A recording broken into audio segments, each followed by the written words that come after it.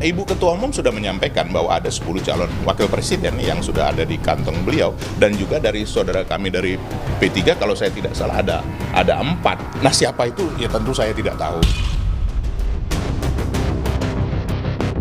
Calon presiden dan calon wakil presiden akan ditentukan oleh Pak Prabowo dan Pak Muhaimin bersama-sama. Tinggal nanti kami memutuskan apakah dengan Ganjar atau dengan Prabowo. Persoalannya memang yang kami sodorkan ya Erick Thohir kalau untuk cawapresnya.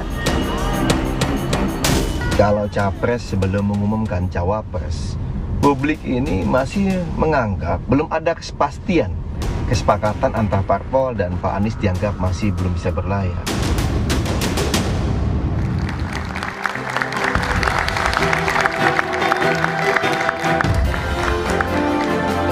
Pemilihan presiden tinggal 9 bulan. 3 nama bakal calon presiden sudah muncul ke permukaan. Mulai dari Anies Baswedan, Ganjar Pranowo, dan Prabowo Subianto. Namun hingga saat ini mereka tak kunjung memutuskan bakal calon wakil presiden yang akan jadi pasangan. Meski sejumlah nama sudah disodorkan, Koalisi Perubahan untuk Persatuan maupun PDI Perjuangan masih menimbang. Hal yang sama juga terjadi di Partai Gerindra. Pasalnya cawapres di Pilpres 2024 mendatang dianggap akan menentukan kemenangan. Deklarasi cawapres juga jadi bagian dari strategi. Benarkah cawapres akan menjadi kunci di Pilpres 2024 nanti? Dan benarkah akan ada koalisi yang terancam pecah kongsi gara-gara soal cawapres ini? Inilah satu meja The Forum berebut panggung bakal cawapres.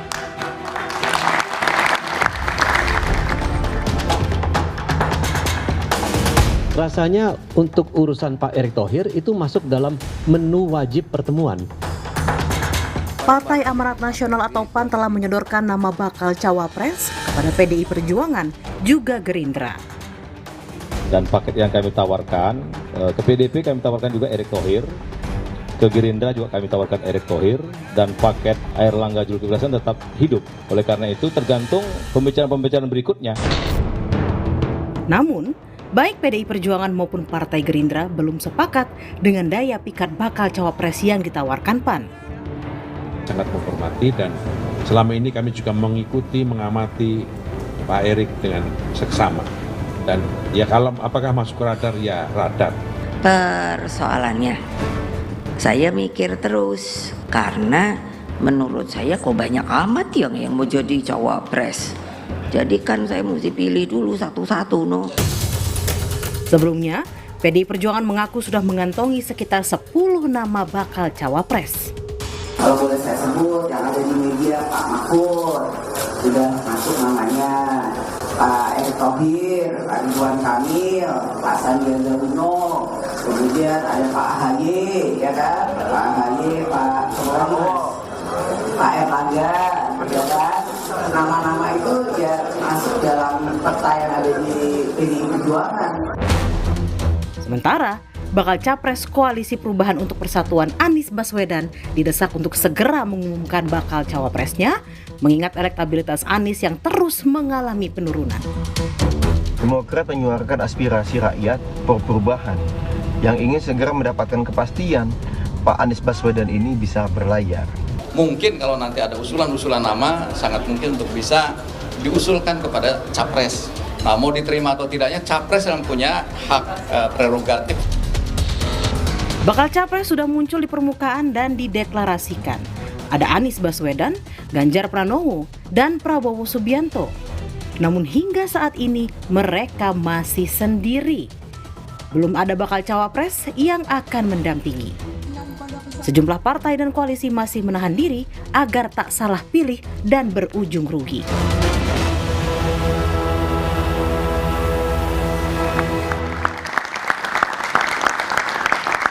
Ya, karena kursi wakil presiden hanya satu sehingga banyak diperebutkan. Itulah tema satu meja The Forum malam ini. Di ujung sebelah kanan ada Andre Rosiade, anggota Dewan Pembina Partai Gerindra. Malam Bang Andre.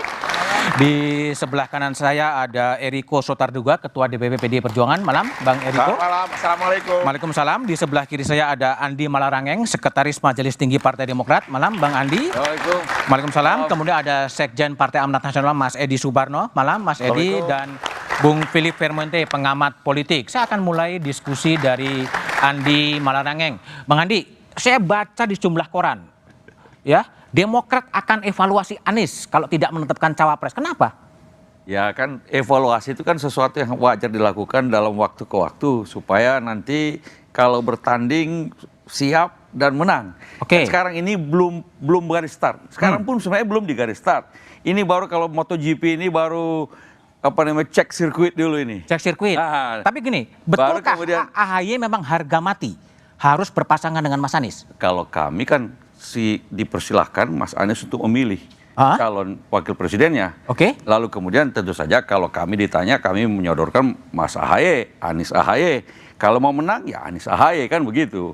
Oke, betul nggak sih informasi bahwa Mas Anies ketemu Pak SBY di Pacitan, Mas Anies menyodorkan nama, tapi Pak SBY tetap mengatakan harus AHY? Oh enggak. Jadi di Pacitan ketemu membicarakan langkah-langkah strategis ke depan. Termasuk cawapres? Belum sampai pada secara eksplisit ya. Tetapi yang jelas bahwa strategi-strategi nanti sehingga pada waktu garis start nanti pendaftaran capres-cawapres itu sudah jalan full steam. Ya, tetapi sebenarnya sekarang pun sudah harusnya mulai berbenah semuanya, bukan hanya PDIP apalagi yang tapi gini, setelah pertemuan Pacitan kan kelihatannya agak terstruktur, tersistematis tuh. Semua elit-elit Demokrat mengatakan harus segera diputuskan siapa calon wakil presiden dari Mas Anies. Karena begini Mas, sebenarnya kalau kita lihat, kalau kamu hanya tunggu pada waktu masa kampanye, itu cuma 75 hari dan itu sangat sedikit sekali untuk negara yang begitu luas. Sehingga mestinya, apalagi misalnya kami Koalisi Perubahan dan Persatuan itu 3 partai yang harus menyatukan kekuatannya bersama-sama dalam satu barisan mendukung Mas Anies sebagai calon presiden bersama. Tapi AHY harga mati harus jadi cawapres?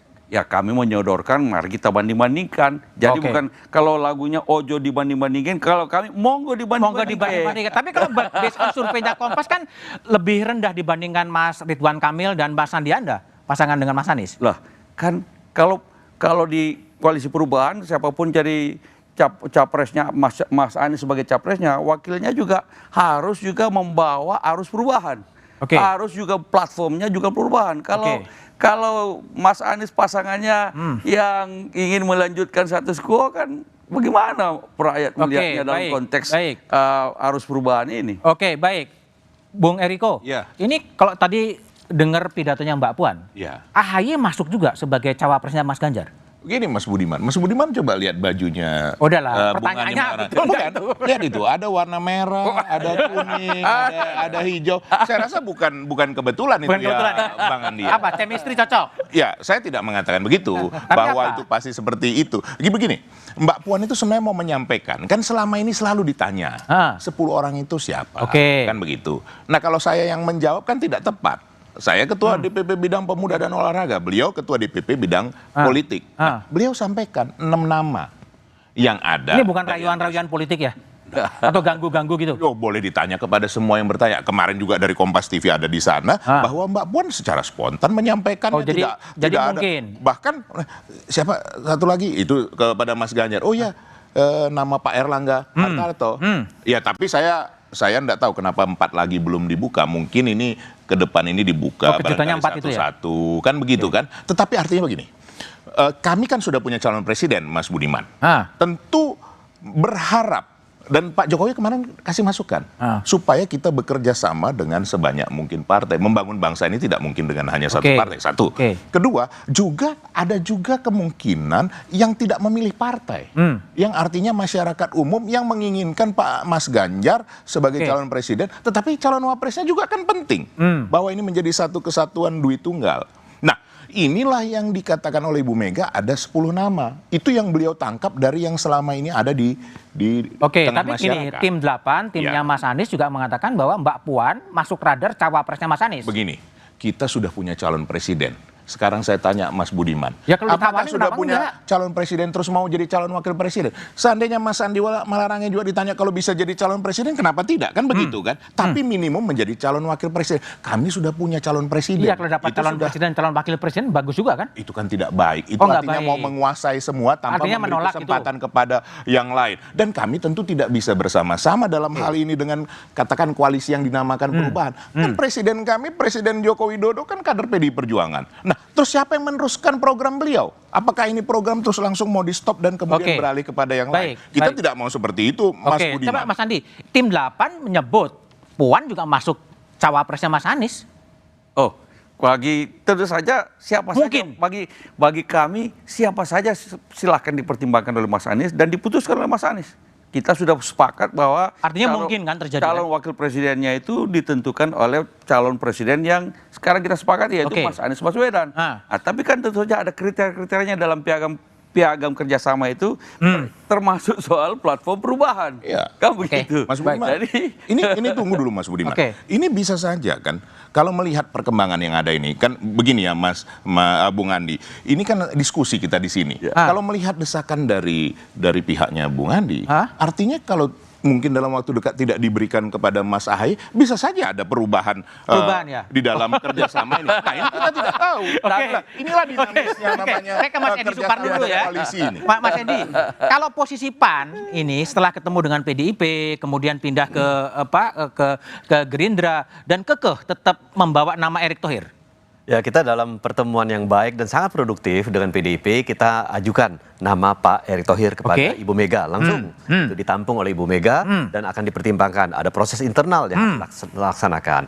Dalam pertemuan juga kemudian beberapa hari kemudian bersama Gerindra, kami sampaikan juga memberikan penegasan terhadap Pak Erick Thohir. Dan makanya saya sampaikan pembahasan tentang Pak Erick Thohir itu menu wajib di PAN. Menu wajib? Menu wajib di PAN. Kenapa menu wajib? Ya karena kami merasa bahwa Pak Erick Thohir adalah figur yang pantas untuk kita dorong. Tapi kan bukan kader PAN, bukan enggak Bang Zulhas. Ya, Erick Thohir itu sudah hampir 3 tahun ini sering berkegiatan dengan kita, sangat intens hubungannya dengan kita. Berkegiatan dengan PAN? Bahkan dengan Pak Zulkifli Hasan, beliau itu sudah bicaranya bahasa batin kurang lebih demikian. Bahasa batin? Bahasa batin. Karena bahasa batin dan bahasa kampung. fisik juga gitu ya? Iya, karena satu kampung kan, dari Lampung Selatan. Oh, Lampung Selatan. Oke. Jadi kedekatan kita sudah sangat erat gitu loh. Dan bahkan kami yakin ketika nanti salah satu capres mengambil Pak Erick Thohir sebagai cawapresnya, itu akan membawa elektoral positif untuk PAN ke depan. Oh, jadi siapa capresnya kalau dari PAN cawapresnya Erick Thohir? Kurang lebih gitu. Itu yang akan ada deal di balik itu? Kenapa itu? Karena Pak Erick bukan kader Partai PAN. Tetapi karena kedekatan itu, kedekatan emosional akan ada kotil efek ya terhadap. Bukan karena deal. Kenapa itu? Ada transaksi atau deal? Oh, kalau transaksi tidak ada, dukungan. Saling mendukung. Karena chemistry-nya cocok. Sangat cocok. Oke, baik. Baik, Bung Andre. Ya. Kalau tadi kan ini kan Mbak Puan ada 10, ada banyak. Kalau dari Gerindra dan Pak Prabowo sampai sekarang masih firm Caimin atau ada nama-nama lain sebagai bacawa pres? Ya, kami ini kan punya koalisi namanya Koalisi Kebangkitan Indonesia Raya. Oke. Gerindra dan PKB. Kami punya piagam kerjasama yang ditandatangani tanggal 13 Agustus 2022. Disebutkan di sana di dalam piagam kerjasama kami itu bahwa penentuan calon presiden dan calon wakil presiden diputuskan secara bersama-sama oleh Pak Prabowo dan Gus Muhaimin. Ditanya siapa sih calon wakil presiden Pak Prabowo, sampai hari ini kita bicara di acara Mas Budiman ini, saya bisa tegaskan calon wakil presiden kandidat terkuat Pak Prabowo sampai sekarang adalah Gus Muhaimin. Tapi tentu Pak Prabowo dan Gus Muhaimin punya komitmen yang sama. Membangun Indonesia harus dilakukan secara bersama-sama dengan semangat gotong royong. Nah, tentu Pak Prabowo dan Gus Muhaimin berharap ada bergabungnya PAN, Golkar. Oh, masih saling merayu, menambah kekuatan ya Bang? Itu komitmen Pak Prabowo dan Gus Muhaimin. Karena kami percaya membangun Indonesia tidak bisa dilakukan oleh satu kelompok. Satu orang atau kelompok. Tapi dilakukan secara bersama-sama dengan semangat gotong royong. Tapi Caimin pasti jadi bacawa pres? Sampai saat ini kandidat terkuat calon wakil presiden. Oke. Nah, karena sekali lagi yang akan memutuskan siapa yang akan kami usung, ya Gus Muhaimin sendiri bersama-sama dengan Pak Prabowo. Itulah piagam kerjasama yang kami lakukan secara transparan, kolektif, kolegial. Jadi nanti yang istilahnya Pak Muzani, sekjen kami, Gus Muhaimin adalah pemegang kunci Inggris calon kunci wakil Inggris. presidennya Pak Oke, Prabowo. Nah. baik. Jadi sebetulnya sudah ada 3 capres yang pasti, tapi cawapresnya itu belum jelas. Apa sih yang ditunggu oleh partai politik? Tetap ikuti Satu Mas Meja Budiman, Forum setelah jeda cawapres berikut terkuat kami Caimin tetap.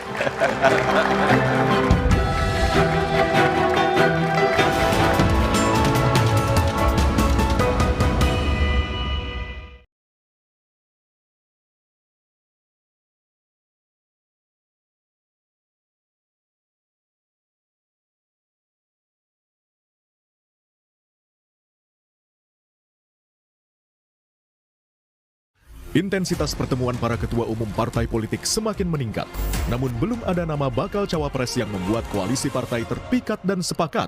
Peta koalisi pun belum terikat. Siapa saja nama-nama yang berpeluang dan apa intrik politik partai dalam menggait bakal cawapres? Simak pembahasannya dalam Satu Meja The Forum, merebut panggung bakal cawapres. Malam ini pukul 8:30 live di Kompas TV.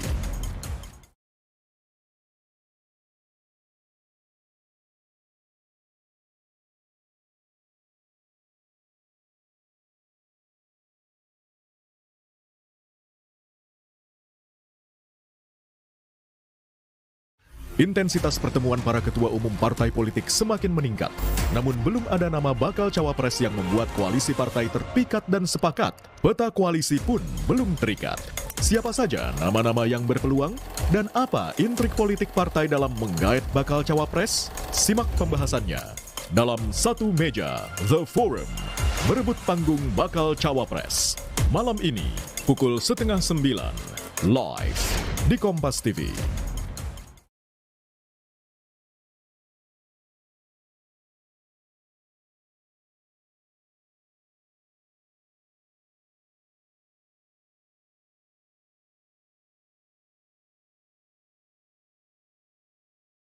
Intensitas pertemuan para ketua umum partai politik semakin meningkat, namun belum ada nama bakal cawapres yang membuat koalisi partai terpikat dan sepakat. Peta koalisi pun belum terikat. Siapa saja nama-nama yang berpeluang dan apa intrik politik partai dalam menggait bakal cawapres? Simak pembahasannya dalam Satu Meja The Forum, merebut panggung bakal cawapres. Malam ini pukul 8:30 live di Kompas TV.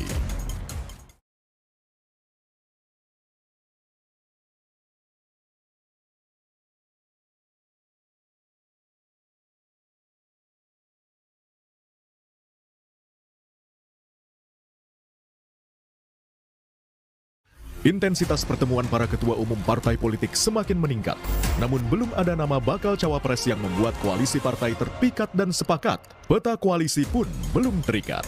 Siapa saja nama-nama yang berpeluang dan apa intrik politik partai dalam menggait bakal cawapres? Simak pembahasannya dalam Satu Meja The Forum, merebut panggung bakal cawapres. Malam ini pukul 8:30 live di Kompas TV.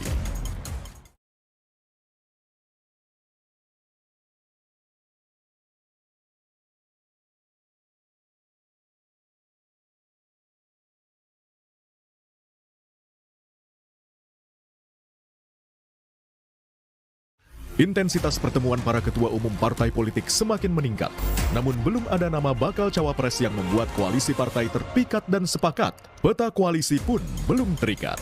Siapa saja nama-nama yang berpeluang dan apa intrik politik partai dalam menggait bakal cawapres? Simak pembahasannya dalam Satu Meja The Forum, merebut panggung bakal cawapres. Malam ini pukul 8:30 live di Kompas TV.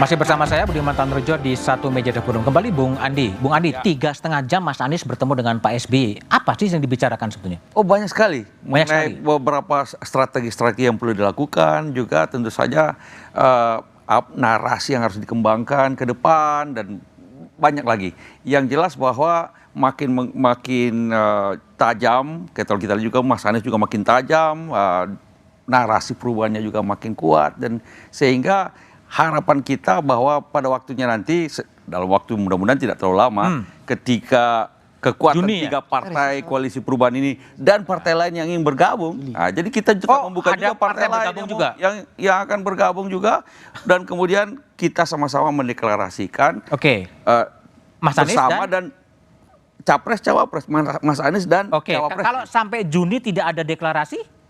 Tentu saja kita evaluasi lagi apa yang perlu dilakukan. Evaluasi apa sih? Evaluasi melihat kembali apa yang perlu dilakukan, apa yang harus menjadi lebih baik lagi. Bukan menarik dukungan. Karena kan salah satu opsi. Kan kita ingin mengevaluasi apa yang bisa membuat pasangan capres cawapres koalisi perubahan dan persatuan ini bisa menang. Itu deadline-nya Juni ya? Kita juga melihat kan tentu saja teman-teman dari PDI Perjuangan, dari KKR, jadi juga dari teman-teman ada kemungkinan ada poros keempat juga, teman-teman Golkar, siapa tahu Golkar dan yang lain, KIB bisa membuat satu poros lagi. Jadi kita lihat semua. Gimana Bung Eriko? Ini juga ramai juga Prabowo Gibran. Begini Mas Budiman, segala kemungkinan saat ini bisa terjadi. Kenapa? Semua menyadari betul partai-partai politik bahwa rakyat Indonesia itu sudah sangat sadar akan haknya. Dan siapa yang mencalonkan dari internalnya itu akan mendapatkan kuotal efek. Nanti bisa ditanyakan dengan saudara Bung Philip, kan begitu. Nah, ini disadari semua. Kami sudah. Tentu yang lain juga harus maju. Kan begitu. Dan sampai sekarang kalkulasi perhitungan masih bisa 4 kerjasama loh, Mas Budiman. Contoh. 4 poros. 4 poros. Bisa. PDIP sendiri ya? Katakan kami dengan yang sudah ada ini dengan P3 dengan apa. Yang lain, contoh ini, seperti Pak Erlangga dengan Pak Julhas misalnya, sudah bisa maju sendiri. Nah justru itu sebenarnya mesti ditanyakan sama Mas Edi, kenapa enggak itu sama-sama ketua umum, kan begitu, seperti itu. Itu peluangnya jauh lebih besar, bawa kader sendiri. Itu yang dihargai oleh masyarakat, dihargai oleh rakyat Indonesia. Nah Mas Budiman, ini perkembangan Juni-Juli ini menarik. Apa? Nanti hasil survei ini, nanti perhatikan. Sekarang jadi saja sudah akan jadi penentu? Saya tidak mau katakan bahwa survei menjadi penentu, tetapi bahwa survei juga alat yang memberikan cermin bagi kita, itu kita juga harus jujur mengakui. Tapi kalau suara Prabowo Gibran gimana sih? Nah itu nanti harus ditanyakan. Enggak, kalau dari PDIP. Loh, kalau dari kami, bagaimana kami bisa mencampuri internal dari partai lain? Itu kan tidak memungkinkan. Tetapi dalam hal ini, kan kami juga berharap bisa bersama-sama juga dengan Gerindra. Katakan Mas Ganjar dengan Pak Prabowo. Tapi kan hal ini hampir tidak mungkin. Walaupun dalam politik, tidak ada yang tidak mungkin. Yang tidak mungkin hanya menghidupkan orang mati. Di dalam politik bisa saja. Sekarang gini, kalau dalam 2-3 bulan ke depan, ternyata, ini bicara, kita menduga-duga. Ini naik Mas Ganjar jauh dibandingkan Pak Prabowo. Ini nanti jangan dulu dijawab sama Mas Andri. Ya saya mau tanya Bung Andri. Nanti bisa saja. Loh kita kenapa tidak bareng-bareng aja? Baik. Nah itu bukan tidak mungkin. Baik Bung Andri. Jadi peluang Pak Prabowo Gibran, Pak Prabowo Ganjar, dan Prabowo Muhaimin gimana peluangnya sebenarnya? Masih tetap terbuka juga semuanya? Jadi gini, tadi saya sudah tegaskan bahwa kandidat terkuat Pak Prabowo sebagai cawapres adalah Gus Muhaimin. Nah ditanya apakah ada peluang Pak Prabowo dengan Mas Gibran.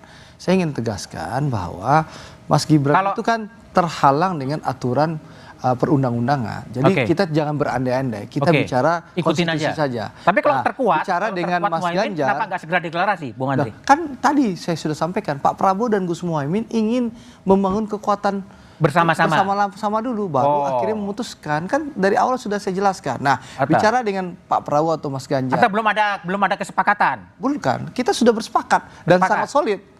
Sangat solid. Hanya memang Pak Prabowo dan Gus Muhaimin ingin menambah kekuatan dulu, baru nanti kekuatan koalisi. Ya, kekuatan koalisi. Kita masih berharap Mas Edi Suparno bergabung dengan kita, ya. Teman-teman Golkar bergabung dengan kita. Kalau dengan Prabowo Gibran belum mungkin ya, karena syarat umur ya. Kan sudah jelas, aturan konstitusi kita tidak memungkinkan, Mas Budiman. Kalau memungkinkan akan terbuka juga. Ya, saya tidak tahu, saya tidak ingin berandai-andai karena memang aturannya nggak ada. Tapi betul ada kader Gerindra uji materi juga soal umur? Saya tidak tahu, Mas. Nggak tahu ya? Nggak tahu. Baik. Kembali ke Bung Edi. Ini tadi kan menarik Mas Erik terus ya. Tapi kenapa nggak sih tawaran Bung Eriko tadi Airlangga Zulhas gitu? Bagi sebuah partai politik, jika kader terbaiknya itu bisa maju dalam kontestasi pilpres, itu merupakan sebuah kebanggaan. Mesin partai pasti gerak. semua akan kerja ekstra keras. Bagi saya pribadi, justru itu adalah opsi preferensi saya. Gitu. Erlangga Zulhas. Dan PAN memiliki rekam jejak. 2004 kita mengusung Pak Amin Rais, 2014 Pak Hatta Rajasa, 2024 ya mungkin ini siklus 10 tahunan di mana kita bisa mengajukan kader terbaik kita. Dan itu pasti dahsyat dampak elektoralnya untuk partai. Bagi saya seperti itu. Tetapi pertimbangannya juga ada satu, Mas Budiman. Kita harus menang di dalam Pilpres. Oke. Nah, itu dan menang itu harus Mas Erik. Ya, menurut kami formulanya saat ini mungkin itu salah satu yang terbaik gitu loh. Tetapi kami juga tidak mau menutup. Namanya juga tadi Pak Mas Eriko kan bilang, ini kan politik adalah seni dari segala kemungkinan. Jadi apapun bisa terjadi. Tetapi pada hari ini kita tetap akan mendorong Pak Erik meskipun kita tidak pernah menutup opsi Pak Erlangga dengan Pak Zulhas. Oke, baik. Bung Philip, ini sebagai pengamat, ini kan menarik peta panggung depannya ya. Peta panggung depannya kan AHY masuk cawapresnya Ganjar, Puan masuk cawapresnya Mas Anies, Gibran masuk cawapresnya Pak Prabowo. Ini permainan apa sebenarnya sedang terjadi kalau Anda baca ini? Ya, pertama-tama saya udah sering di satu meja di forum. Biasanya Mas Budiman nih nggak pernah nanya agresif ke. Betul. Tadi nanyanya sangat agresif mungkin karena ini wakil-wakil partai ini ngomongnya abu-abu terus. Padahal mereka sudah tahu. Nah, pertama menurut saya yang nggak dibicarakan adalah kenapa lambat sekali mengumumkan cawapres. Saya kira salah satu pertimbangan yang selalu jadi pembicaraan adalah apakah calon yang wapres ini nanti akan menjadi penantang di pemilu kemudian. Oh, suksesor pasti berikutnya mereka ya? Antara lain menghitung itu. Gitu. Jangan sampai kalau menang, kemudian cawapresnya membangun kekuatan sendiri. Akibatnya mungkin malah pemerintahnya nggak efektif dan lain-lain. Karena pasti mau terpilih lagi dalam 10 tahun. Saya kira salah satu hal yang paling dihitung-hitung adalah kemungkinan itu. Nah yang kedua, electoral efeknya. Kan kita lihat sebetulnya banyak partai-partai ini, kalau lihat dari berbagai survei, kalau dibikin cross tabulasi, itu mungkin partai-partai yang salah memilih cawapres atau capres bahkan kena punishment elektoral gitu. Konsentrasi pada pemilihan capres, nggak taunya nanti nggak lolos threshold karena pemilihnya nggak cukup, itu kan akan percuma juga. Jadi saya kira partai-partai juga menghitung ini terus-terusan. Pak Edi Suparno senyum-senyum dari tadi mungkin benar kalau di PAN. Kotel efek. Kotel efek. Nah yang ketiga menurut saya adalah yang juga nggak dibicarakan kalau dari perspektif masyarakat nih, kita mau lihat ini memilih cawapres ini apa pertimbangannya. Misalnya apakah dia mau menampilkan, karena sih nggak ada incumbent kan. Kalau nggak ada incumbent lebih susah, karena incumbent periode kedua misalnya Pak Jokowi atau SBY dulu waktu 2009 lagi tinggi-tingginya dengan mudah bisa memilih calon yang dianggap teknokratis, nggak perlu memperhatikan partai. Misalnya Pak Budiono makanya dipilih. Ada keleluasaan itu. Tapi hari ini nggak ada keleluasaan bagi setiap capres. Karena itu dia pasti harus menghitung apakah menambah suara. Saya kira misalnya Pak Ganjar ini pasti dipelototin sama semua partai lain karena udah menurut saya akan menang landslide di Jawa Tengah. Karena itu cawapres dari capres-capres partai yang lain pasti akan memilih apakah bisa mendapatkan cawapres yang bisa mengkompensasi suara yang diambil habis oleh Pak Ganjar di Jawa Tengah, entah dari Jawa Barat tapi gini, atau Bung Jawa Philip, Timur. kalau yang menarik saya minta pandangan Anda ya. Ketika Demokrat mengancam Anies, kalau sampai Juni nggak dideklarasikan, ya bahasa saya mengancam. Itu apa yang Anda baca dengan itu? Saya kira tadi pertimbangan Bang Andi betul juga. Karena kalau menunggu sampai Oktober, itu cuma waktunya 75 hari gitu. Dan nggak mungkin, nggak cukup. Karena dulu pengalaman misalnya 2009 waktu Pak JK berhadapan dengan Pak SBY, Pak JK kan juga menunda-nunda lama gitu. Ternyata waktu nggak cukup untuk memenangkan pemilihan gitu. Dan saya kira itu pertimbangan yang masuk akal. Jadi kalau sekarang lebih cepat lebih baik gitu? Ya Pak Andi mungkin pemikirannya begitu. Negeri ini kan besar sekali, misalnya 38 provinsi, Anda mau traveling untuk kampanye di semua provinsi, bagaimana kalau hanya waktu cuma segitu? Dan dananya besar juga rata-rata kan? negara demokrasi paling tidak 6 bulan sebelum pemilu itu sudah pasangan dan timnya sudah lengkap untuk bisa melaju dengan cepat. Kalau tidak, kapan? Mungkin yang kita perlu tambahkan sesuatu nih, pengalaman mungkin Bang Andi lupa.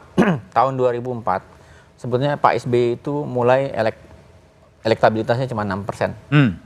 Tetapi karena kampanye yang sistematis, waktunya cukup panjang, bisa jadi pemenang.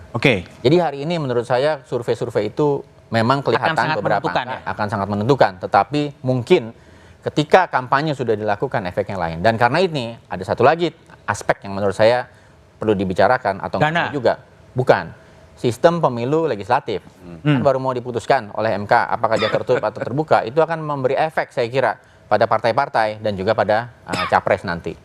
Oke, Mas Edi, kalau kembali ke Mas Erik ya, ini kalau dipasangin dengan 3 capres kan angkanya kan kalah ya dibandingkan dengan bacawa pres yang lain tuh. Sebetulnya kengototannya karena apa sebetulnya? Ya kalau kita lihat Pilkada DKI ya, Anies Sandi waktu itu paling buntut surveinya, tetapi bisa mengejar sangat cepat. Pak Erik juga dalam survei terakhir ini saya lihat mengalami kenaikan, dan itu artinya apa? Pak Erik dari survei ke survei memiliki momentum untuk naik, dan itu momentum itu selalu sejalan seiring dengan prestasi yang dihasilkan. Gitu loh. Nah, kami perkirakan nanti kalau Pak Erik sekarang ini kita lihat bahwa BUMN kinerja bagus, memberikan kontribusi dividen tertinggi di sepanjang sejarah. Oh, itu jadi positif ya? Achievement itu menjadi perhatian masyarakat dan diapresiasi. Kedua, ya nanti kalau tanggal 19 Juni akan datang, tim Argentina bertanding dengan Indonesia. Elektoral lagi. Itu mengobati kerinduan ribuan penggemar. Jadi semuanya menjadi sangat politik ya? Ya, semua memberikan dampak positif kepada beliau. Dan itu kami rasa mulai sepak bola, BUMN semua jadi politik ya. Itu yang kemudian terjadi. Bung Philip, ada faktor yang nggak dibicarakan soal dana ini. Apakah ini belum selesainya sebenarnya posisi capres-cawapres karena problem siapa yang mendanai pemilu yang mungkin akan sangat mahal? Mungkin juga. Soalnya begini, persoalan dana dalam pemilu ini satu hal yang paling belum bisa kita atur sejak kita mulai melakukan pemilihan langsung. Jadi uang dan politik itu tidak ada aturannya. Ada aturan tetapi nggak bisa di-enforce. Sehingga misalnya donor-donor ini itu memilih untuk tidak membuka kan. Karena apa? Mereka menaruh sebenarnya di semua partai. Di semuanya? Di semua partai. Oke. Ya betul begitu ya, partai-partai. Saya tanya sama partai-partai. Tetapi dia nggak akan bisa membuka karena memang aturannya nggak jelas juga. Karena mereka mungkin akan dapat punishment.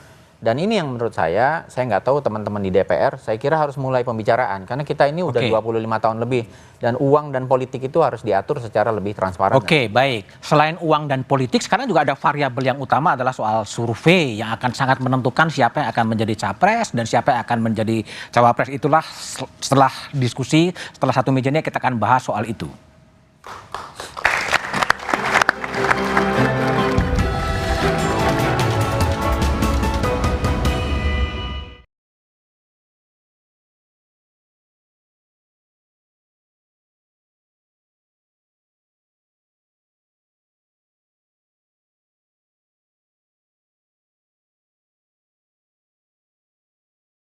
Intensitas pertemuan para ketua umum partai politik semakin meningkat, namun belum ada nama bakal cawapres yang membuat koalisi partai terpikat dan sepakat. Peta koalisi pun belum terikat. Siapa saja nama-nama yang berpeluang dan apa intrik politik partai dalam menggait bakal cawapres? Simak pembahasannya dalam Satu Meja The Forum, merebut panggung bakal cawapres. Malam ini pukul 8:30 live di Kompas TV.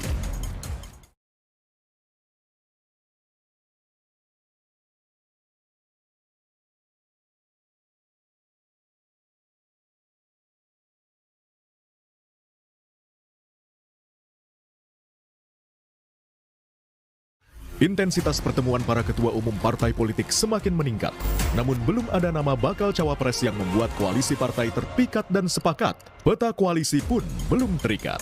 Siapa saja nama-nama yang berpeluang dan apa intrik politik partai dalam menggait bakal cawapres? Simak pembahasannya dalam Satu Meja The Forum, merebut panggung bakal cawapres.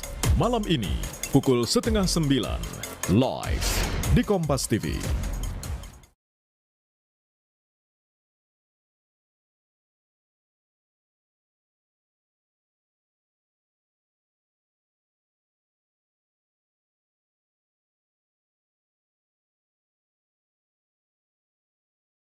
Intensitas pertemuan para ketua umum partai politik semakin meningkat, namun belum ada nama bakal cawapres yang membuat koalisi partai terpikat dan sepakat. Peta koalisi pun belum terikat. Siapa saja nama-nama yang berpeluang dan apa intrik politik partai dalam menggait bakal cawapres? Simak pembahasannya dalam Satu Meja The Forum, merebut panggung bakal cawapres. Malam ini pukul 8:30 live di Kompas TV.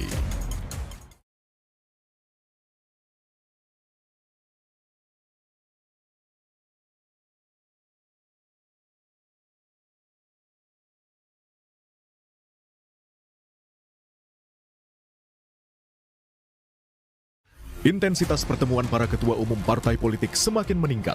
Namun belum ada nama bakal cawapres yang membuat koalisi partai terpikat dan sepakat. Peta koalisi pun belum terikat. Siapa saja nama-nama yang berpeluang? Dan apa intrik politik partai dalam menggait bakal cawapres? Simak pembahasannya dalam Satu Meja The Forum. Berebut panggung bakal cawapres. Malam ini pukul 8:30 live di Kompas TV.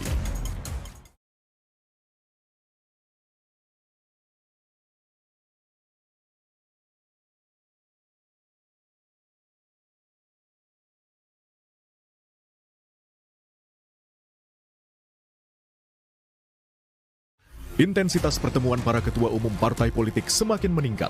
Namun belum ada nama bakal cawapres yang membuat koalisi partai terpikat dan sepakat. Peta koalisi pun belum terikat. Siapa saja nama-nama yang berpeluang? Dan apa intrik politik partai dalam menggait bakal cawapres? Simak pembahasannya dalam Satu Meja The Forum. Berebut panggung bakal cawapres. Malam ini pukul 8:30 live di Kompas TV.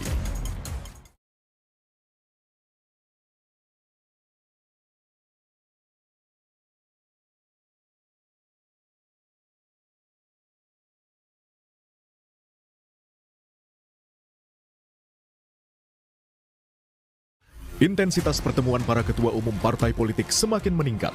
Namun belum ada nama bakal cawapres yang membuat koalisi partai terpikat dan sepakat. Peta koalisi pun belum terikat. Siapa saja nama-nama yang berpeluang? Dan apa intrik politik partai dalam menggait bakal cawapres? Simak pembahasannya dalam Satu Meja The Forum. Berebut panggung bakal cawapres. Malam ini pukul 8:30 live di Kompas TV.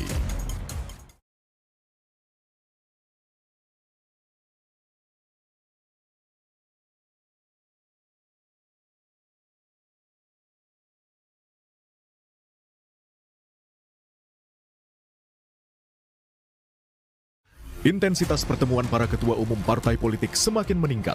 Namun belum ada nama bakal cawapres yang membuat koalisi partai terpikat dan sepakat. Peta koalisi pun belum terikat. Siapa saja nama-nama yang berpeluang? Dan apa intrik politik partai dalam menggait bakal cawapres? Simak pembahasannya dalam Satu Meja The Forum. Berebut panggung bakal cawapres. Malam ini pukul 8:30 live di Kompas TV.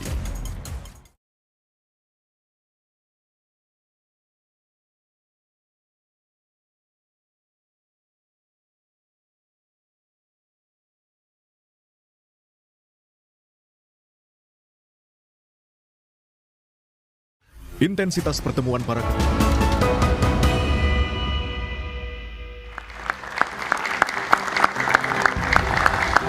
Masih bersama saya Budiman Tanrujo di Satu Meja The Forum. Kembali ke Philip Vermonte. Begitu strategis dan begitu penting posisi Wapres. Selain survei yang akan menentukan, apalagi faktor yang akan menentukan sebetulnya? Saya kira kandidat-kandidat ini menghadapi persoalan yang banyak sekali sebetulnya. Presiden siapapun yang terpilih besok. Ya. Masalah kita ini banyak sekali. Kompleks. Baik dari luar negeri maupun dari dalam negeri. Ada perang yang belum selesai, ada situasi geopolitik, ada persoalan climate change, pandemi, atau ada pandemi berikutnya. Belum lagi di dalam competitiveness kita dan lain-lain yang mungkin kemarin sudah jadi middle upper class negara karena pandemi turun lagi. Itu ada persoalan bagaimana meningkatkan pertumbuhan ekonomi dan seterusnya. Akibatnya kalau menurut saya siapapun presidennya tantangannya akan sama. Sehingga mungkin responnya walaupun misalnya ada narasi perubahan atau status quo dan lain-lain, responnya akan kurang lebih sama terhadap masalah-masalah ini. Dan karena itu menurut saya yang paling penting, ini kalau pendapat saya pribadi, seharusnya yang dipilih itu memang cawapres yang kira-kira bisa mendampingi si capres untuk menyelesaikan persoalan-persoalan yang berat ini ke depan. Dan ini yang saya kira nggak terlihat dalam diskusinya. Sekarang diskusinya lebih pada soal dia nambah suara berapa persen, atau kira-kira dia ada kedekatannya dengan si kandidat dan seterusnya. Tapi nggak ada diskusi-diskusi atau narasi yang disampaikan oleh partai politik. Kenapa calon tertentu paling baik gitu. Oke, baik Bung Eriko. Tadi ada tantangan dari Philip sebetulnya. Ini kan harus ada chemistry yang kuat untuk menjawab tantangan global, tantangan nasional. Ya, saya juga mau menambahkan apa yang disampaikan Bung Philips. Terkadang ada over ekspektasi juga terhadap calon wakil presiden. Begini. dalam tata pemerintahan kita, seorang wakil presiden itu pembantu. Bukan dikatakan pembantu, tapi itu adalah yang melengkapi presiden. Dan artinya dia punya kekuasaan bila dibagi oleh presiden. Oke. Karena kalau ada hal yang presiden tidak bisa hadiri, tidak bisa lengkapi, maka tugas wakil presiden yang ditugaskan oleh presiden yang terpilih. Nah, ini yang harus sebenarnya kita sadari bersama. Itu pertama. Itu ban serep ya kalau gitu pengertian. Nah, itu Mas Budiman yang menyampaikan. Saya tidak menyampaikan begitu. Tetapi yang kedua, ini harus menjadi duit tunggal. Saling melengkapi, tadi sudah disampaikan oleh Bung Philip, tapi juga dia tidak mendominasi. Karena kenapa? Presiden lah yang menjadi kapten. Tidak ada dua kapten dalam satu kapal. Nah, yang ketiga, ini dilihat masyarakat. Nah, ini yang sangat menarik, dilihat masyarakat sama rakyat. Cocok nggak ini? Belum tentu. Misalnya tadi kan yang disampaikan Mas Edi, ini inginnya berpasangan dengan nih. Apakah sudah pasti cocok? Belum tentu. Di sini boleh tinggi surveinya. Nanti dengan yang di sana belum tentu. Meskipun pelajaran kadang-kadang kawin paksa ya? Ya, kadang-kadang seperti itu. Karena keinginan untuk katakan menjagokan apa yang sudah disiapkan. Tapi sekali lagi, di sini sebenarnya ada hal yang menarik. Ini Mas Philip yang seharusnya disampaikan. Nah, ini kriteria yang seperti apa yang diinginkan oleh masyarakat ini sebenarnya, oleh rakyat ini. Kalau saya secara subjektif menilai begini, ini memang harus melengkapi secara SDM. Karena calon presiden ini adalah orang-orang yang bekerja secara cepat, ekstra, tapi ada yang menjaga di belakang, terutama dari sumber daya manusia. Karena ini yang menjadi pokok pada saat Indonesia menuju Indonesia Emas 2045. Oke, baik. Itu, Mas. Oke, Bung Andri. Jadi kalau pertimbangan dari Pak Prabowo dan Gerindra untuk memilih cawapres semata-mata karena chemistry, semata-mata untuk menambah koalisi, atau juga menjawab tantangan-tantangan global, tantangan Indonesia yang juga sangat kompleks. Ya, tadi seluruh aspek yang Mas Budiman sampaikan tentu menjadi aspek Pak Prabowo untuk mengambil keputusan siapa cawapres yang akan dipilih. Karena tantangan begitu kompleks. Mas Budiman bayangkan, di sekarang ini di seluruh dunia ini terlanda krisis. Kita butuh pemimpin kuat dan bisa mempersatukan. Dan kita semua tahu, rakyat Indonesia tahu bahwa Pak Prabowo dan Pak Jokowi sudah melakukan rekonsiliasi yang memberikan modal besar kepada bangsa kita, yaitu persatuan. Dengan modal persatuan inilah ya kita bisa mampu menghadapi pandemi COVID-19. WHO dan seluruh negara besar memuji Indonesia sebagai negara yang mampu dan hebat menghadapi pandemi. Yang nggak memuji kita ya calon presiden Mas Bang Andi aja di Australia atau di Singapura tuh yang malah mengolok-olok pemerintah Indonesia. Nah, tapi WHO dan seluruh negara besar dunia memuji kita. Bahkan ya di saat seluruh dunia tertimpa krisis ekonomi, pangan, energi dan ketidakpastian perang Rusia dan Ukraina, ancaman perang China dan Taiwan, Korea Utara dan Korea Selatan, Indonesia mampu tumbuh perekonomiannya. Itu modal persatuan Pak Prabowo dan Pak Jokowi. Inilah yang menjadi komitmen Pak Prabowo akan melanjutkan pembangunan Pak Jokowi. Baik, Mas Edi. Tadi ada satu faktor ya, tantangan global yang dihadapin, tapi kan kemudian PAN juga akan kemudian kepada PDIP menyodorkan Mas Erik, tapi kepada Golkar menyalonkan Airlangga dan Zulhas. Sebetulnya PAN ini posisinya mau gimana dalam konteks kepentingan menang di Pilpres, tapi juga PAN-nya kemudian juga aman sebetulnya. Sesungguhnya dua-duanya. Kalau kita mengajukan Pak Zulhas, tentu mesin partai bekerja ekstra keras, dampak elektoral bisa kita dapat. Begitu juga dengan Pak Erick Thohir karena kedekatan kita dengan beliau. Tetapi begini, disampaikan tadi oleh Bung Philips, Bung Eriko, dan Bung Andre, menurut saya itu tantangan yang dihadapi capres-capres yang saat ini nama-namanya selalu muncul di dalam survei sebagai capres nomor 1, 2, 3. Latar belakang mereka itu belum ada yang memiliki latar belakang kuat di bidang ekonomi dan perdagangan. Nah, yang memiliki, yang bisa menjadikan itu sebagai komplementer terhadap mereka, itu ada satu bakal cawapres, namanya Erick Thohir. Erick Thohir mampu memutarbalikan Republika ketika berdarah-darah, diambil alih dan menjadi koran yang sampai saat ini masih berdiri. Ya, mission almost impossible, Asian Games itu bisa dipersiapkan dengan baik dan dilaksanakan baik. Itu termasuk bagi hasil untuk apa ya, pembiayaan capres nanti seandainya maju siapapun dengan Mas Erick Thohir ya? Kalau masalah itu sih berbeda ya, tetapi saya ingin menunjukkan bahwa ini Pak Erick Thohir ini mampu untuk menjadi mengisi kekosongan, kekurangan yang mungkin perlu dilengkapi. Bukan Sandi juga cukup bagus. Ya itu tapi kebetulan hari ini kita mendorong Pak Said. Oke, pada kesempatan lain bisa pindah. Oke, Mas Andi. Jadi kalau posisi Demokrat dan AHY, yakin kalau Anies AHY itu kemudian seperti dikatakan Herzaki mengatakan Anies tidak lagi cukup bisa naik karena memang belum ada AHY. Jadi kan kalau kita lihat kriteria yang kita lihat, pertama memang harus menang dulu. Sebelum Anda bicara tentang... Yang menang siapa? Menang partainya atau menang capresnya? Capresnya dong. Capres cawapres harus menang dulu. Kalau tidak menang untuk apa semua segala kalau macam capres visi menang, Demokrat nggak masuk threshold gitu gimana? Kalau kita lihat kompatibilitas dari perubahan, arus perubahan dengan Partai Demokrat itu sekarang kalau bicara tentang perubahan pasti Partai Demokrat dong. Nah, kita berada di garis depan. Jadi karena itu... Tapi yang dapat kotak efek kan bukan Demokrat, Nasdem. Kan kita bicara tentang bagaimana bahwa dua pasangan ini pertama harus bisa menang. Yang kedua, koalisinya harus bisa stabil. Karena 3 partai, kalau PDP bisa sendiri, kalau Gerindra mungkin berdua bisa, kalau kami kan harus bertiga. Karena itu koalisi ini harus bisa stabil menjadi satu barisan. Sehingga bisa menyelesaikan masalah-masalah bangsa yang tadi dikatakan Bung Philips. Nah, kemudian visi misinya harus jelas juga.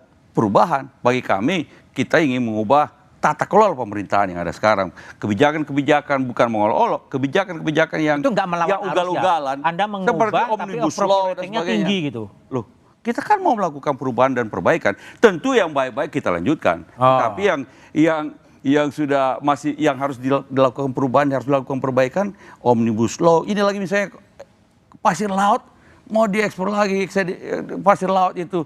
Ini kan semua kebijakan-kebijakan yang sebenarnya sudah masa lampau, ini mau hidup lagi dan merugikan bangsa dan menjual tanah air itu. Nah, ini yang mau kita melakukan perubahan. Nah, AHY bersama Partai Demokrat berada di garis depan untuk membuat, kita sudah memetakan kebijakan-kebijakan apa yang perlu dilakukan perubahan, tata kelola pemerintahan yang perlu dilakukan. Tidak ada lagi bicara-bicara tentang kita 3 coba lihat periode, ya. mau tambah masa jabatan, menunda pemilu. Kita coba lihat dulu hasil survei Litbang Kompas soal siapa sih bacawa pres yang cocok untuk Mas Anies Baswedan. Kalau kita lihat dari data itu tuh Mas AHY pada angka 10,8, di atas relatif kecil dibandingkan dengan Mas Ridwan Kamil, ada Sandiaga Uno dan ada Ganjar Pranowo yang 13,1. Tapi yang berada di garis depan untuk perubahan mana dong? AHY. Ya AHY dong. Karena kan platform kita perubahan kita ini. Kalau lanjutkan silakan, ada tempatnya lain kan. Nah, ini kan perubahan. Jadi posisinya Demokrat pokoknya berubah lah kira-kira gitu ya. Berubah yang sekali lagi dalam konteks kontinuitas and change. Yang baik-baik kita lanjutkan, pasti ada hal-hal yang baik-baik. Yang baik apa? Yang baik apa? Banyak, ada beberapa hal yang sudah baik, ya kita lanjutkan. Apa yang baik? Ya, lebih baik tanyakan sama mereka. Tapi yang kami fokus pada yang mau kita melakukan perubahan. Ya, tata kelola pemerintahan, demokratisasi harus tetap ditegakkan lagi. Lalu kemudian juga kebijakan-kebijakan yang ugal-ugalan. Ini harus kita ubah. Jadi sebetulnya siapa sih yang akan menentukan calon wakil presiden? Apakah betul-betul lembaga survei? Apakah kemudian Presiden Jokowi? Tetap bersama satu meja setelah ini.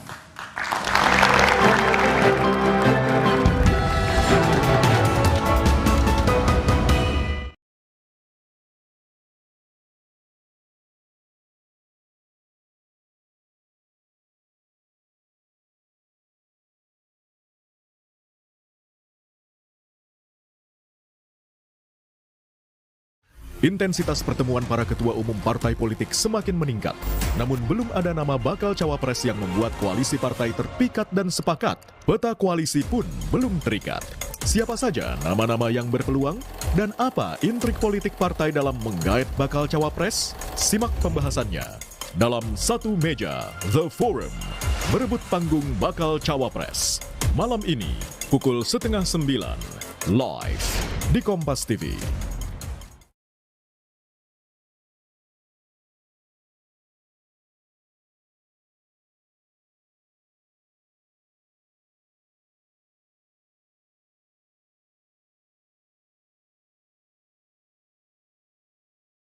Intensitas pertemuan para ketua umum partai politik semakin meningkat. Namun belum ada nama bakal cawapres yang membuat koalisi partai terpikat dan sepakat. Peta koalisi pun belum terikat. Siapa saja nama-nama yang berpeluang dan apa intrik politik partai dalam menggait bakal cawapres? Simak pembahasannya dalam Satu Meja The Forum, berebut panggung bakal cawapres. Malam ini pukul 8:30 live di Kompas TV.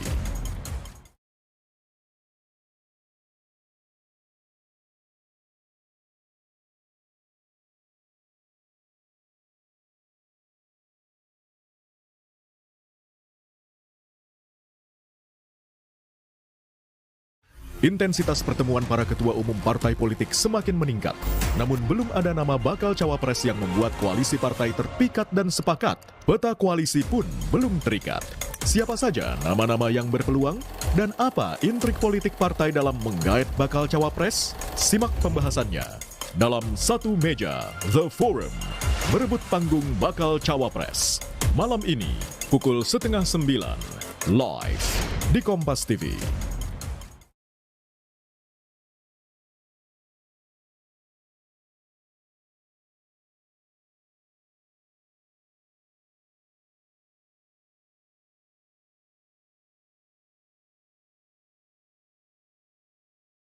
Intensitas pertemuan para ketua umum partai politik semakin meningkat, namun belum ada nama bakal cawapres yang membuat koalisi partai terpikat dan sepakat. Peta koalisi pun belum terikat.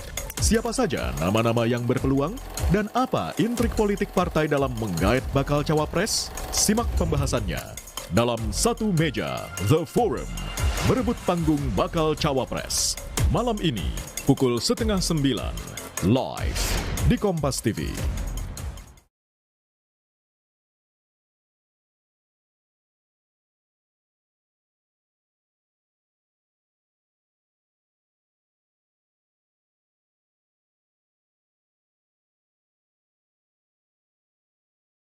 Intensitas pertemuan para ketua umum partai politik semakin meningkat, namun belum ada nama bakal cawapres yang membuat koalisi partai terpikat dan sepakat. Peta koalisi pun belum terikat.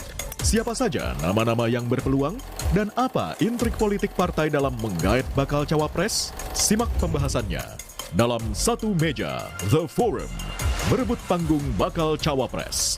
Malam ini pukul 8:30 live di Kompas TV.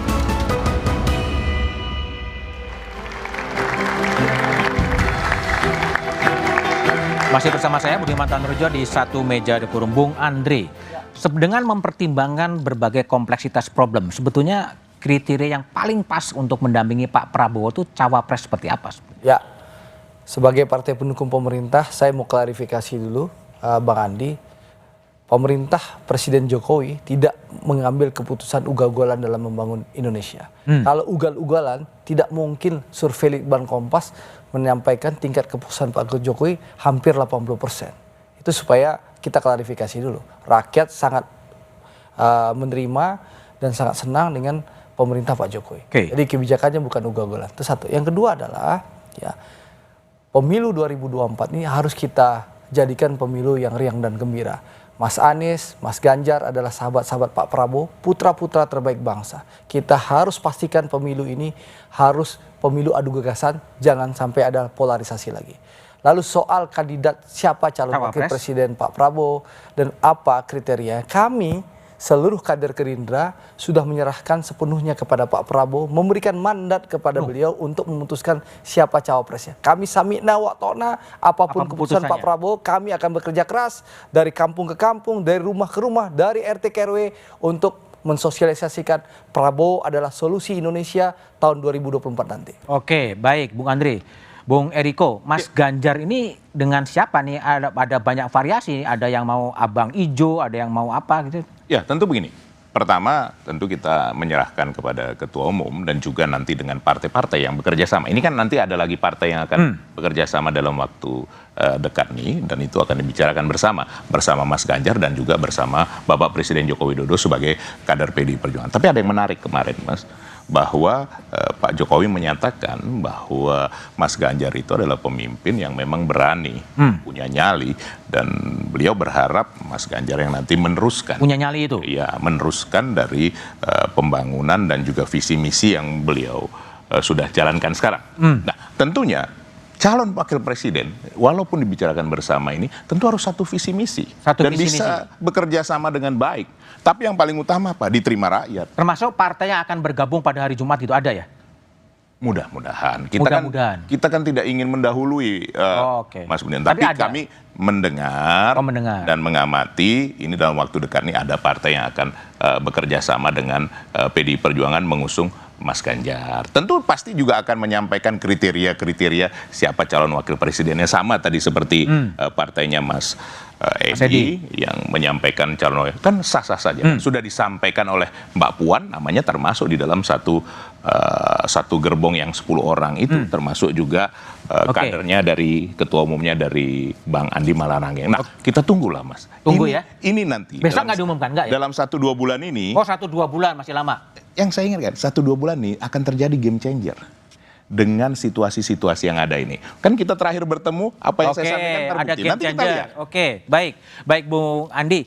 Jadi kalau posisi Demokrat dan Mas Ahy itu fully hanya untuk Mas Anies, nggak terbuka untuk capres-capres yang lain. Sekarang ya betul begitu. Jadi kita serius membangun koalisi bersama teman-teman di Nasdem dan PKS untuk membangun koalisi perubahan dan persatuan dengan capres Mas Anies Baswedan.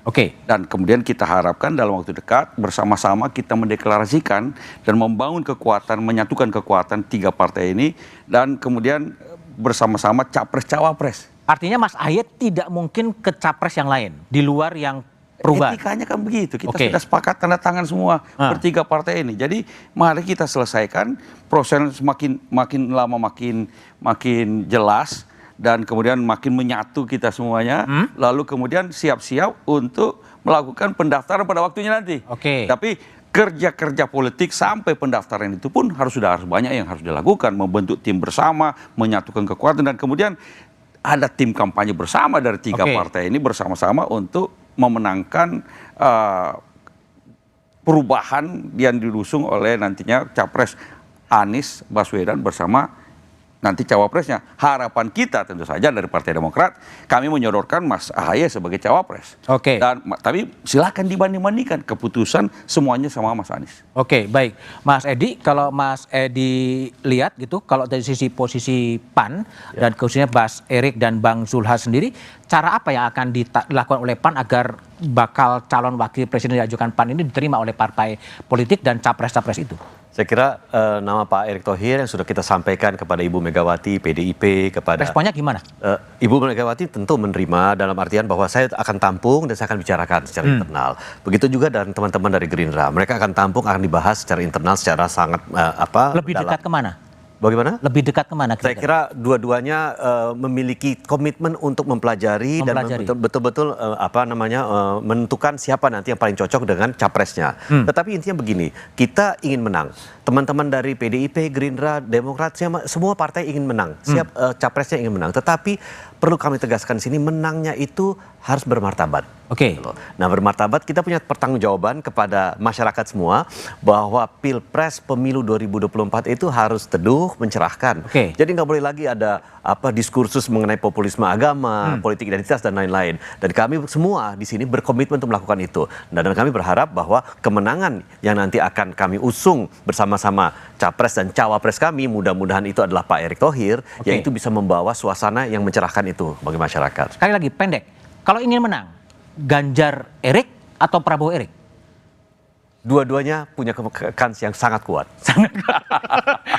Bung Philip, aku ingin lihat analisa Anda. Ini kan semua politiknya kan begitu dinamis dan faktor wakil presidenmu kadang-kadang penuh dengan kejutan ini. Kira-kira apa yang Anda baca dalam beberapa bulan ke depan ini? Nomor 1 sebetulnya tadi yang kita bicarakan sedikit ya. Pemilu kita ini memang mahal. Secara desain dan secara by default. Ribuan pulau, TPS-nya ratusan ribu, calegnya ratusan ribu dan lain-lain. Jadi itu faktor tentang apakah ada yang bisa memobilisasi, mengumpulkan dana untuk memenangkan pemilu, itu jadi sangat penting. Dan saya kira faktor kedua yang tadi saya sampaikan, faktor pertama kan sebetulnya apakah calon wapres ini dihitung-hitung akan menjadi penantang di 2029, itu satu. Yang kedua menurut saya adalah memang soal logistik. Dan ini saya kira semua partai berhitung. Karena kelihatannya semua capresnya bilang di media nggak punya uang. Karena itu kan harus dicarikan sumber yang lain kan gitu. Nah yang ketiga menurut saya yang juga harus kita bicarakan, kalau partai-partai ini hanya berkonsentrasi pada pilpres, mereka lupa pada pileg, ini sebetulnya akan menjadi backfire kepada partai-partai politik. Kalau dia ikut yang menang, misalnya menang, tetapi kursinya di DPR ternyata cuma sedikit, bargain dia juga akan banyak nantinya gitu. Jadi pilihannya adalah lebih baik ikut mencoba di kira-kira calon-calon yang kurang kuat, tetapi di situ dia bargainnya tinggi, atau ikut di partai yang kuat, yang kira-kira surveinya paling tinggi, tapi di situ dia jadi pemain kecil. Apalagi kemudian nggak dapat kotel effect, malah jangan-jangan suaranya lebih turun daripada pemilu sebelumnya. Gitu. Akibatnya sama saja, dan saya kira banyak partai ini yang sebetulnya namanya partai politik harus mengambil resiko-resiko politik. Nah sekarang Bung Andi dan teman-teman yang melakukan koalisi perubahan itu mengambil resiko politik itu gitu. Dan PDIP pernah ada di posisi yang itu juga dulu. 10 tahun di luar pemerintahan, tetapi kemudian kembali dengan sangat kuat tahun 2014. Dan Demokrat sekarang sudah 10 tahun juga di luar pemerintahan. Apakah akan kembali lebih kuat tahun 2024? Kita lihat nanti. Tetapi poin saya adalah bahwa memang namanya partai politik pasti harus melakukan risking politik juga gitu untuk mendapatkan gain yang lebih banyak. Tetapi ini pertimbangannya ada di partai politik masing-masing. Oke, baik Bung Philip, makasih Mas Edi, Bung Andi, Bung Eriko dan Mas Andre. Kursi calon wakil presiden diperebutkan. Sosoknya dibutuhkan untuk menambah suara calon presiden. Dalam sistem demokrasi penuh kepentingan, calon wapres juga punya beban menanggung anggaran pendanaan politik. Sejarah memberi pembelajaran, posisi wapres kerap memunculkan kejutan.